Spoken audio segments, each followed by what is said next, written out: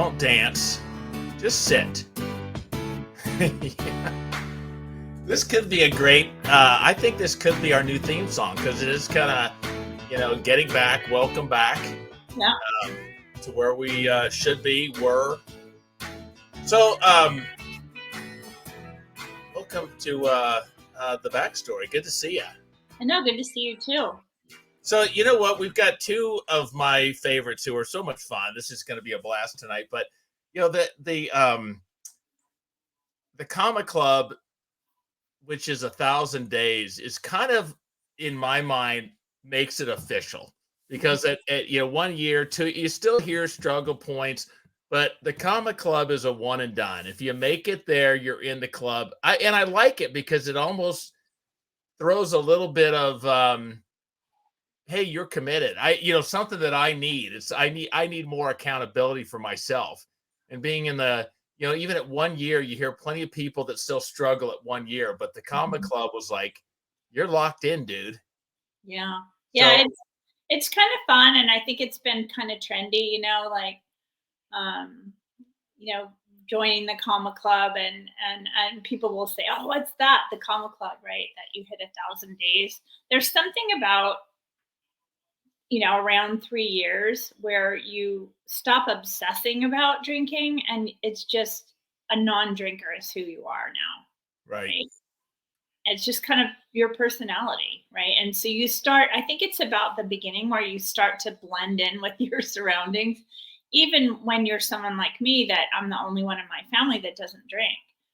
And Yeah. so, the first couple years, I felt like there was this spotlight on me, like she doesn't drink. And now they've gotten used to my sobriety, and I've gotten used to my sobriety. And it is just kind of who I am now. And there's even, the occasional, my ex will say, "Hey, what kind of athletic beer do you want?" Or, Right. "Do you want me to bring something, to you?" So it's really nice. Well, I always went, I like to laugh, and I always went for the joke. So even when I made jokes about sobriety, that's how I kind of eased it. That was how I eased through it. Mhm. And now, like you said, it's just kind of in the right situation. I'll still crack a joke about it, but it's just, that's who I am now, and Yeah, it's not, I don't defend it anymore. And I also yeah. don't carry around the flag with neon letters saying, that it's just whatever. It's just who Yeah, I and am. I think what you start noticing is like this weekend, the grandkids called up the girls. Um, Three twins out of the four wanted to have a sleepover with me Saturday night, and then they also have soccer and softball this weekend. And I just remember just being in the stands, going, "God, I wish this game was over so I could go home and drink some wine." And Yeah. now, it's I don't think about that anymore. It's not on my mind. It's really connecting. Tegan hits a triple and she looks back at us to make sure we're watching her, and we're totally present, and it's just such a gift. It really is. My thing, I liken it to being on autopilot as a plane. Mhm. When I first got in this thing, started, I had to pull back. I had to work the levers, the controls. I had to really fight it to get altitude. I had, and then I got up, and now autopilot's on. And yeah, I still look down at the gauges and make sure nothing's blinking red or, we're running out of juice over here. But other than that, the plane is flying itself. And now I get to just sit back and enjoy the view out the window. So I still Great, monitor things. great analogy. Great metaphor, Well, Jeffy. so anyways, introduce our newest members. Um, this is going to be fun. Hmm. Go ahead. Who's the first one? Oh, With am I Cat Clawmark missing on her. myself? No, go ahead, Peggy. Oh, I thought you were gonna bring them both on. Well, okay, never mind. It was gonna be, ta-da, but anyways, here they are. I don't Who like do the way we you have? did it, so I overrode it. Thanks. Hi, two of my really, really good friends. And I've allowed Jeff to be your friend too. So I just I had to sign papers. yeah. He tries to steal all my friends. Like once you You probably I start have getting none of my own. I have to get them somewhere. I am so proud of you and also super proud to be your friends. We have been, we have been together at least 1,000 days. So, and it's just been a wonderful ride. So I just wondered how we end up. We were just talking about it before we came on. How we end up in these different groups together, and we get group with someone. How did the two of you get grouped together? Wait, no, How you did you haven't know even you said were who they are. So Jen, introduce Oh, yourself, and then answer her question. People would like to know who the hell our guests are, Peggy. oh yeah, okay, let me It'd go be back then. helpful. These are two of my really good friends, Jenn Cross and Mathilda. And I have known Mathilda and Jen Ross for at least 1,000 days, at least, even before that, I think. And so their journeys are a little bit different. Obviously, where our journeys are all very different. I just thought everyone knew who Jen and Mathilda were. So sorry. They're just so famous in my world. I didn't think they needed an introduction. We're kind of a big deal. Let's start with Mathilda. How did the two of you realize that you were in the Comma Club together? Oh, that's really a good question, because we haven't rehearsed the answer to this. And I don't, we both started in SoberSys in January of 2020. And then we ended up in a Marco group together with you. And honestly, I think I must have said something about it coming up. And then I think Jen kind of said hers was around that same day. We kind of started backing into it, and it was Christmas Day of 2020 for both of us. So I think it was just find out you were in the same date. I think it's exactly how Mathilda was saying. We were in a Marco Polo group together, and somebody mentioned, Mathilda or I mentioned, when was our last drink, and mine was Christmas Day of 2020, and she realized, oh, hers was the same as well. So we knew that we had the same comma day. What we didn't know was what was the date of the comma day. Mathilda and I were off on what date was the actual 1,000 date. We had to do a lot of Googling. We had to do a lot of fact checking. We had to do a little bit of back and forth, like, well, if it was, so eventually we landed on the 22nd of It's September. like the millennium. Do we count day one, or is that day zero? Right. For a leap year in there. Right, I don't know. exactly. Hey, I gotta ask you, Jen, tell me just Christmas Day. Why was that day one? What happened, or how'd your decision? Well, I spent, so the day I joined SoberSys was January 1st of 2020. And I did a 21-day alcohol reset in January of 2020. I kept going with it. I ended up doing an AFL, like a longer 10-week program, and then the pandemic hit. So I was alcohol free for the first quarter of 2020, and then the pandemic, and I had 2 small children and a career, and we were homeschooling, and a husband that wasn't helping or wasn't there, and the wheels kind of fell off for a little bit, and I kind of got myself back on track maybe like May or June of 2020. And I spent the rest of that year experimenting and seeing what was this like what was really just being curious and challenging myself and counting days and seeing how many days I had alcohol free versus how many was I drinking. And I started noticing patterns. And during that whole time, I'm just reading and researching and like immersing myself in everything that I can. And I knew that I would do that whole next year alcohol free. I was setting myself up. What did you learn in that? And Mathilda, I want to hear your Christmas Day also. But Jen, what did you learn that year that you took to learn? I learned the science. I learned the science behind alcohol use disorder, and I learned what it does to your body to continuously try to put a poison in your body. I learned that I would have longer breaks. And then when I would go back to just trying to moderate, it wasn't working very well.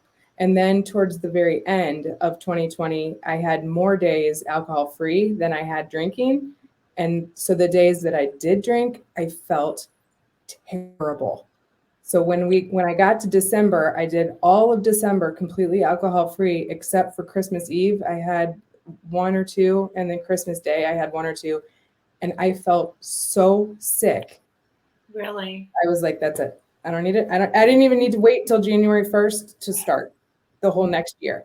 I wanted to do one full year alcohol free to see how did my body react? How did my brain react? And just basically remove it from the conversation in my head, because that's the hardest part, I think, That's sometimes, is huge. that That's cognitive huge. dissonance, you know? I mean, just being able to take it off and say, I don't even have to decide. It's just not here right now. That to me was a huge game changer. And I have never gone back. Mathilda, what was your Christmas Day? Why Christmas Day?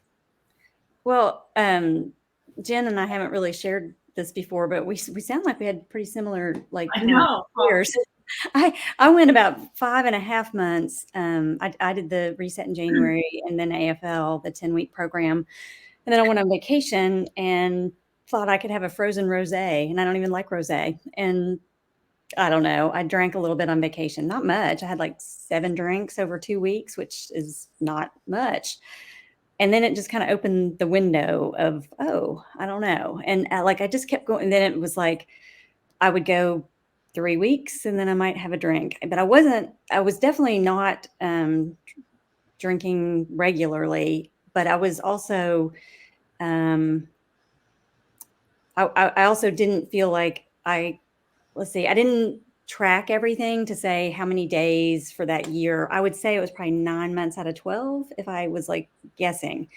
And as the year was going on, I did the same thing as far as staying connected, reading books, listening to podcasts, being involved in the Sober Sis group and seeing everybody, the group that joined in January 2020 was all getting ready to hit their 1 year. And I was like, dang it. That's what I want to do. And I want to do it a whole year, not like having any breaks. I just want to. And I think in my case, what got me at Christmas was my oldest brother was battling cancer. And I knew in my heart that this was probably going to be the last, 2019 was the last Christmas we were all together. So in 2020, because of COVID, he wasn't able to make it home. And I think I was just deep in emotions and trying to numb the fact that we were no longer going to have holidays together. And anyway, I just, for whatever reason, I know I was using a counter, and I either reset it on the 25th instead of the 26th, and that's why I'm off a day or something. But I just kind of woke up and I was like, no, like same thing. I'm not waiting until January 1st. I'm starting now. And it was a very hard year, the first year, because my brother did pass away during that year. And, Peggy and Jenn and all of my Sober Sis people just really were, that's who I turned to when I didn't know if I could make it through alcohol free. And I did. And I was like, well, if I can make it through this, I can make it through the rest of the year. And, then you kind of go, okay, I got 1 year under my belt, and I'm like, okay. And kind of like you were saying, by the time you hit 1,000 days, I don't have to tell my story over and over. People know I'm not drinking now. So it's not like, explaining it every time you go out, and it's just no big deal. It's just who I am. So, what scares me though, is if I had the success you had of every 3 weeks or whatever, you went with I'm done with it. I would have done, hey, I got this. I just know me. I would have said, hey, if I can just drink every 3 weeks, I got this. No, it was taking up way too much headspace. I would have gone the other direction, I think. What is it? I'm going to ask you and then Jen the same question. What does it mean for you to hit Mathilda 1,000 days? Like I don't ever want to be complacent, because I think we all know people that have had years and years, and it doesn't take much. If you drift away or you don't stay connected to, what your goal is. And my goal is just to stay alcohol free. So, to me, it was just kind of a fun thing to celebrate. I mean, I really enjoyed. I didn't even know what a Comma Day was until probably Peggy, I think, and then Jeff. I think I saw when you did yours. I was trying to think how long you all been doing your Thursday nights, because I think I've watched every one of them. I'm pretty sure, but so it was just something fun to celebrate and look forward to. Just because I think the longer you're in it, it's not like you celebrate 30 days, 60 days, 90 days, you kind of go, well, there's a year or whatever, or maybe a year and a half, but it was just like something fun to look forward to. So. Same question, Jen. I'm a 9 Enneagram, so I'm generally pretty go with the flow, but I have a competitive streak, and hearing people on our TLC meetings and in SoberSys and our Marco Polos. And Peggy, I remember when you had your Comma Day, and I was like, fuck, Comma Day? Comma Day. I'm going to give that fucking comma. And so it's like, it's this little drive of, I'm going to be able to do it. I mean, I have let things happen my whole life. And this is something that I actually accomplished that I never thought I would be able to. I mean, in a million years, Jeff, if someone had told me on January 1st, 2020, like you'll end up doing it. You're going to make it, like, I'm going to get teary. I would not have believed it. So to me, it is a huge personal accomplishment. And then when this Comma Day came and went, I mean, I didn't like send out a, ticker tape parade or have a big blimp or anything with the announcement, but it was something that I feel like I might be able to help other people by sharing that. So I did, I did an Instagram post and I did a Facebook post, and it's nice. I mean, we just, pay it forward a little bit. And then I feel like going forward, like one of my favorite movies is Babe, with the pig. And the shepherd guy goes at some point, like, that'll do, pig. That's how I feel. That's how I feel about my comma. Like, that'll do. You got it. I love that movie too. Oh my you don't God. need to keep counting. There's no need to keep counting. Like, you did it. All right. And then we move on to the next milestone. I'll celebrate 3 years in December, and it's the same day Mathilda does, and go forward from there. But to me, it was like a marathon. It was like actually crossing the finish line. Just having that extra digit, it is something. It's not an incentive not to lose. We talked last week about having mattering, Peggy, and reasons and whatnot. That was, I don't want to start over. That was a long haul to get, those 3 zeros and the comma. It's like, what, I'm not letting that go. There's something now I can hold on to that, and that means the world to me. I agree. I agree too. What, again, just for Jen, and I'll go to Mathilda. You both have sons. So what, for Jen, what does it mean to your boys? Because I know they're younger, but do they notice? And how is it different, your relationship with your son? Let's preface it that you've just gone to a little closet and are hiding from them right now, just to this show. So let's just set the tone for the relationship with that little fact. Oh my God. Okay. In so many ways, but things that I know that they don't know. For example, bedtime. But I'm 47 now, so I started this journey when I was 43, and ish, whatever. They were still babies. They were still toddler, like little babies, and I was rushing through life, and I was pouring wine on top of it. I did not want to deal with it. Everything was stressful. Of course, that was making things worse, but I didn't know that at the time. I rushed through bedtime. I was annoyed all the time. I just did not give grace. I not to myself, not to them. I was not present. So do they know the difference now? I don't know, but I know the difference now. I know when I put them to bed that I'm not trying to get out of there as fast as I can to get downstairs and pop open my other bottle of wine. We have a routine, we have consistency. I am present. I'm there when they need me. And because I have the mental clarity every day, I mean, am I making good decisions? I don't know. But I know that I'm doing it from a place of clarity. I can have important conversations with them. And most importantly, and I've learned this from Dr. Becky Kennedy, who writes Good Inside, repair is like the most important thing. And you can do that at any age with your kids, whether they're 3 or 30. But coming to the relationship and apologizing when something has not gone well or you have not been your best self. That is something that I learned on this path, and that is something that I think makes an impact, whether they know it or not.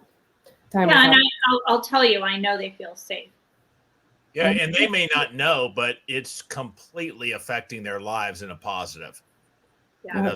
That's the thing. They may not realize it, but it's affecting them big time. They were cognitive enough to know it when I was with my husband and we were married. We went out to dinner all the time. We brought them with us all the time. We went to parties all the time. We drank all the time. They know the difference. They know the difference now. They know that, dad does whatever dad does, but mom doesn't drink, and they make that distinction. And when they see me with a Heineken 00 or whatever, Mom, is that a fake beer? I'm like, yep, it's a fake beer. And we have light-hearted conversations about it. I'm not to the point where I'm, trying to tell them like the evils of drugs and alcohol, but I think it's important that they see someone who is who's modeling positive behavior. I do too. I mean, my own grandkids ask, "Hey, Grandma, did you bring the AF drinks?" That's what they do. Mathilda, you've got a son in his second year of college, so tell me about that.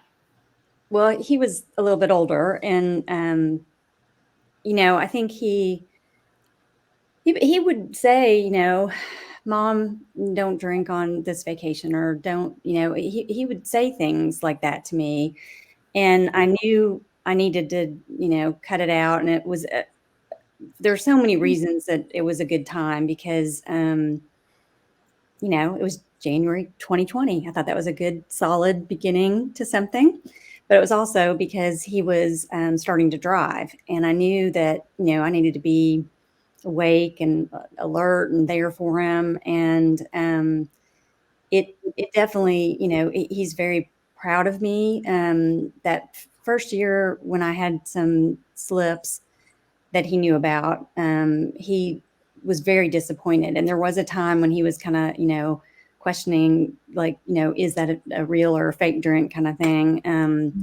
But now he doesn't at all because he knows everything's solid. And I think, there's been a lot of transition for him from, graduating high school, starting college. There's been a lot of drama that I expected more from, like, my friends that have girls, and I'm like, no, I've got the drama in the boy too. But anyway, but to be there for him throughout all that, and he knows that, he can talk to me whenever. It's definitely improved our relationship dramatically. Yeah. Next question, Jenn, or maybe you can ask it. Jeff, do you want to ask about? Go ahead. You're rolling. I am on a roll. Yeah. And you always talk over me anyway, so it's really nice to talk to you. Jenn, what if I'm out here and I am your age, for instance? I think that sets you apart a little bit, because I think it is much more difficult. I can't imagine stopping at 43. I mean, that's you are my kid's age right now. If somebody's out there kind of questioning, their relationship with alcohol, what are some of the things you might say to them? I actually had a friend talk to me about this last week, and her relationship with alcohol sounds very different than mine was. So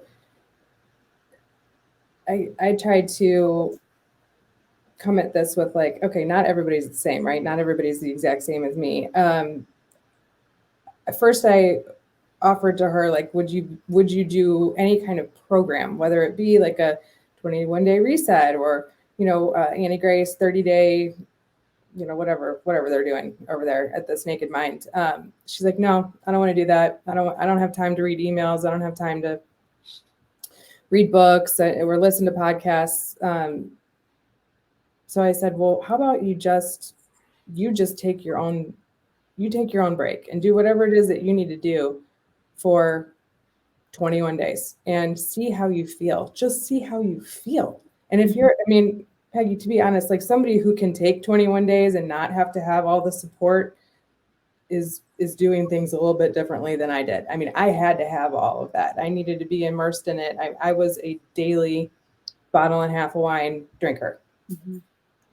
But that really appealed to her because I was coming from let's just see how your body feels. And mentioning that, and you guys can correct me if I'm wrong, scientifically, I think it takes 10 days for alcohol to leave your system. Yeah.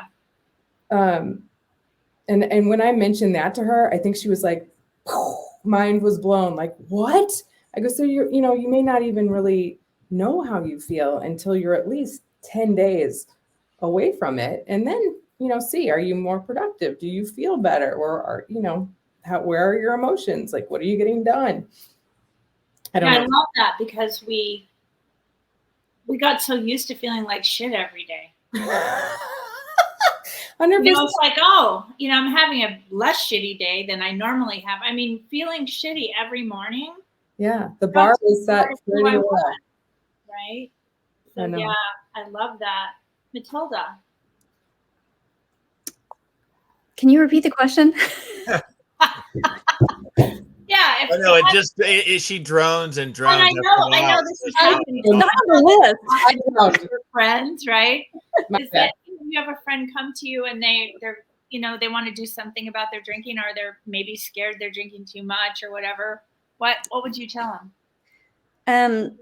I would probably tell them the same thing that I do, like often I'm in the Side of Alcohol. I'm in a couple other groups on Facebook. And to me, like people will say, I want to do this. I'm going to try or whatever it is.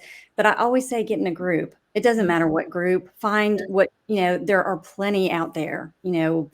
Some people can do it in AA. Some people can't. Some people do it in, SoberSys. Some people do it in,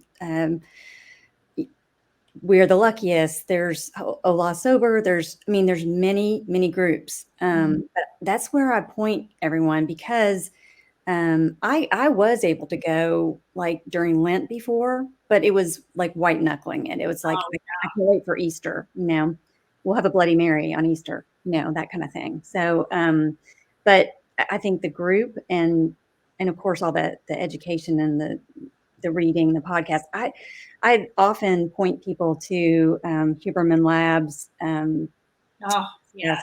Alcohol, because I think a lot of people, if they listen to that and get the science, it can be pretty powerful. Yeah. Mathilda, I'm gonna I'll ask you first and then Jen, but how did you fill the void? Because that was probably the first night that I decided not to drink.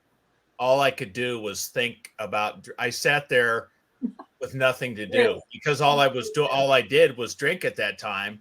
So I sat there thinking, okay, don't think about alcohol. Don't think about alcohol. Don't think. And of course, you know how that went. So how did you fill that void? It was a combination of things. I mean, that it was in January, so it was dark early, and I went to bed early for like a lot of the first couple of weeks. But I reorganized my pantry and some things like that I normally wouldn't be doing at nighttime for any reason. And like I didn't, we use Marco Polo in Sober Sis, and kind of because we were doing this before the pandemic had started, I didn't really understand how it worked. So I really didn't connect in my 21-day reset, but I kept hearing people talking about how important that was. And I made myself do it in AFL, which I started in February. And a lot of times I'd be doing that at night instead of, to fill the void, because I would just try to connect with people.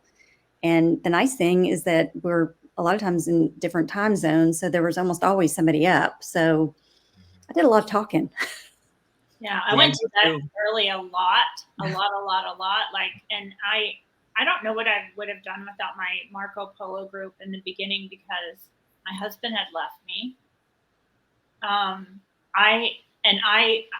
couldn't have hated myself anymore. And we talked about mattering last week. My Marco Polo group, if I didn't, and I made a video like 5 minutes after I signed up, and I looked like, that movie, that scary movie that was in black and white in the forest. I don't know I can't remember what that thing was, but I get that picture out every once in a while because it's just pathetic. Bride of Frankenstein?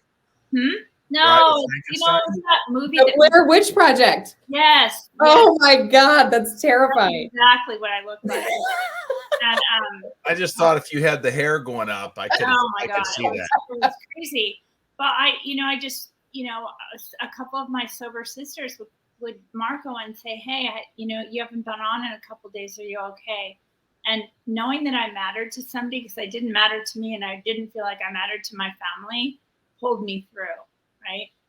I mean, I knew that I was done, because I would have lost everything if I didn't stop. So I had that combination of, I felt like I didn't matter, and then I hated the whole effing world.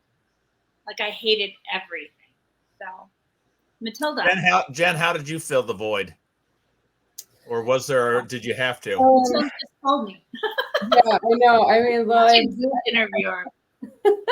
I had 2 small kids, so they fill a lot of the time up. But I had a spouse that did not want me to stop drinking, and in fact was very resistant to me being on Marco Polo. He was concerned, that I would be telling dark secrets about myself or him, and he thought I was taking time away from the family and the kids to be on this Marco Polo, which he didn't even understand. So I took a lot of walks when I could, and that's when I would Marco Polo. And then I was on several Facebook groups, Sober Sis related, because I think that's all I kind of knew about at the time. And so, and I would listen to podcasts as much as I could. Again, guys, that's like, I was sponging it all in. I was literally sucking it all into my pores as much as I could. So exercise, I read about a book, Marco Poloing, and I read constantly and was on Marco Polo all the time. I just don't know where. And again, we all kind of wonder. A lot of us that have been in Sober Sis wonder how that algorithm just came across my Facebook page exactly when I needed it. Mm-hmm. We kind of laugh about that. Jenn, when did you know that this was going to be this was going to work? That this is how it was going to be for you, or that you were going to make it? Because I didn't believe it for quite a while. I don't know the day. I just suddenly realized this is how it's going to be. Maybe on my 1 year anniversary. Okay. And I looked at it, I tried to frame it as a positive. I had a party. I had been, I've lived my whole life as a drinker, partier. Was part of my identity. That's what everybody knew. And so on my 1 year, I had a breakfast party. I invited everybody to brunch that I felt could handle it. Handle a sober brunch. And I paid for brunch, and I asked everybody to just tip really big, and we were going to give the waiter this massive $300 tip. I just thought that would be fun. So I guess that's kind of when I knew that That's a great story. I had licked it. I also remember the minute and where I was when I realized, shit, this is my thing. I was like, Where? What was it? I thought for sure, like I could moderate. I was taking a walk. I was walking. I was trying to escape my life and my family. I walked to the gym and I was listening to, I think I was listening to Alcohol Explained. Who's that? William Porter. Mm-hmm. And in the book, in his fancy accent, he's talking about, like even if you quit for years and years, and like people in AA who quit for years and years, and then they go back, you're right back to where you were when you left off. And maybe it takes you 3 weeks to get back to that baseline. And my baseline was a bottle and a half of wine a night. I was like, oh no. I can't have one. I can't have one. I can't have three. It will just ultimately end up right back where I was. And it was so bad. I can't do that. I couldn't do that to myself. I was literally killing myself. If somebody, again, we talk about it all the time, but if someone said you could have one glass of wine the rest of your life, that would piss me off. I couldn't do it. I could not have one glass of wine. Nope. It would never be enough for me. Not a thing. I remember I drive past the house that I was walking by when that clicked in my brain, and I was like, "Oh man!" I think I craved alcohol more when I was drinking than when I wasn't drinking. Of course you do. As soon as I had one, I was craving one, but when I had one, I was craving two like you wouldn't believe, and I still had half a beer, and I was already panicked about where the next one was. Panicked, yes. Mathilda, when did you know you were?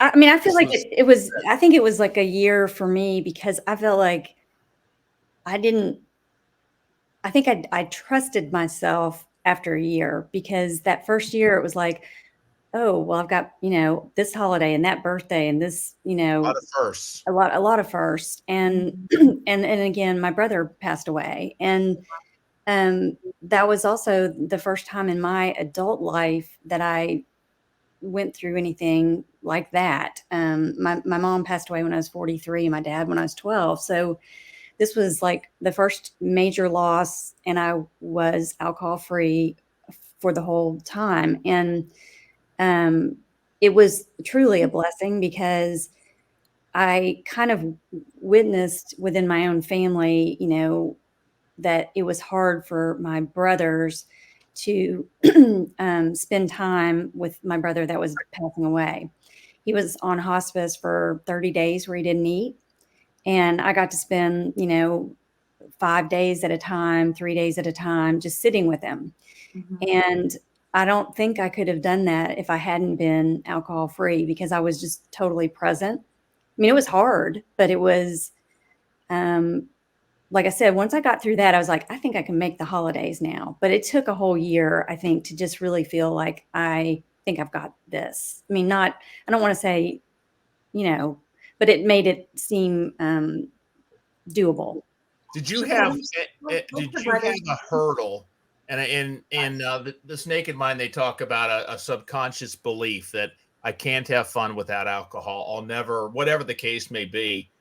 Did you have a hurdle that tripped you up for a long time that you finally overcame to make it work? Oh, that was also not on the list. Think about that. Or Jenn, whoever's got. I mean, that's it's a good one because I had the belief that I could ever relax without alcohol, that I could ever.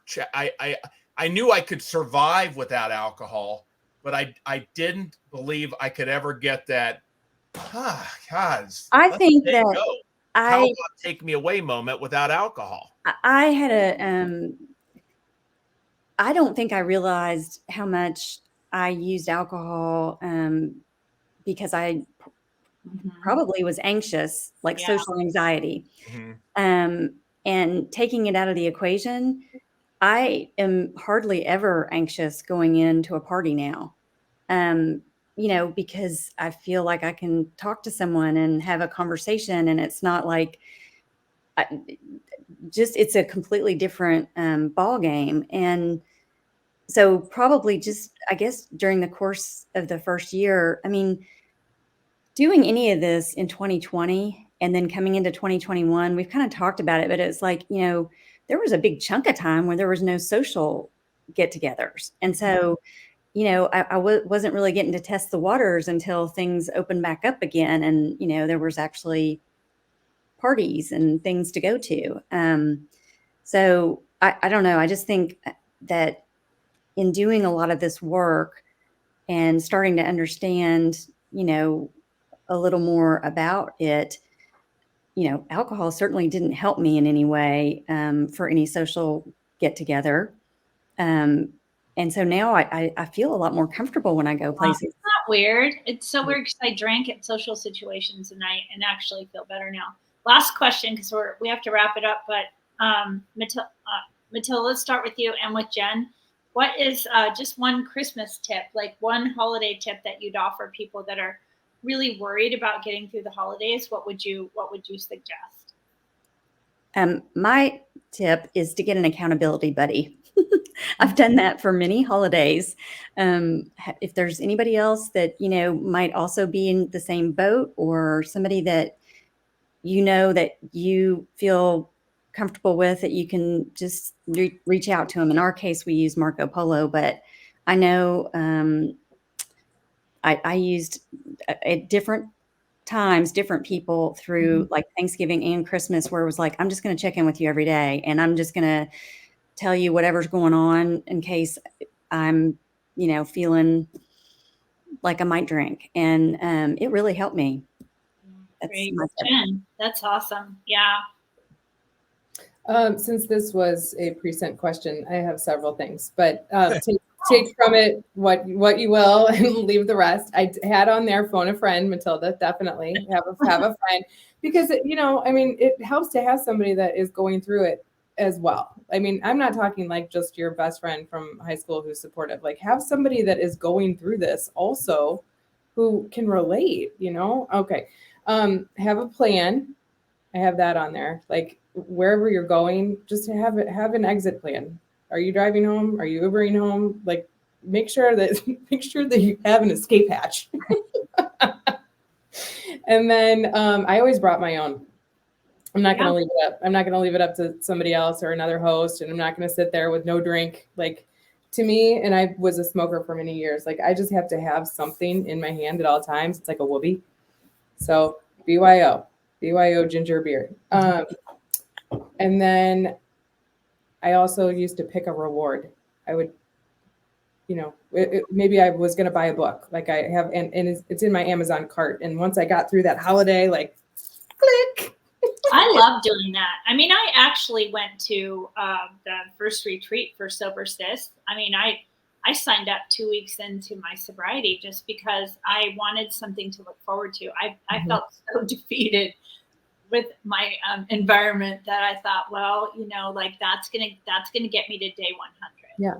And it's a win. If you get through it, it is a win. And lastly, I would say it's just a day. Like it's just a day. It's a 24-hour period of time. It's a day like any other day. Yeah, it may suck for many reasons. Just one of them, because maybe you're having a hard time staying alcohol free. But I feel like if you put any sort of pattern of those things together, like you'd be just fine. Cool. Closing comments, Peggy? No, you can have them. I don't have any. You know what? You both just inspired the hell out of me. They're amazing. It's so important for me to hear, even though it's just reminders, and it's I don't know, the group like this it's key. I just know every time I'm reminded I can't do this by myself. I couldn't have done this without all three of you. Yeah, insane how much. Yeah, I would have been alone, miserable, scared to death and with the group, I believe. We're so lucky. Mhm. Hey, congratulations, you two. Woohoo, comma, chameleon. That's so Coming awesome. up. All right, everyone. Have a great one. Thank Peggy, you. I love you. I'll talk to you soon. Bye. Take care. See you. Stay on.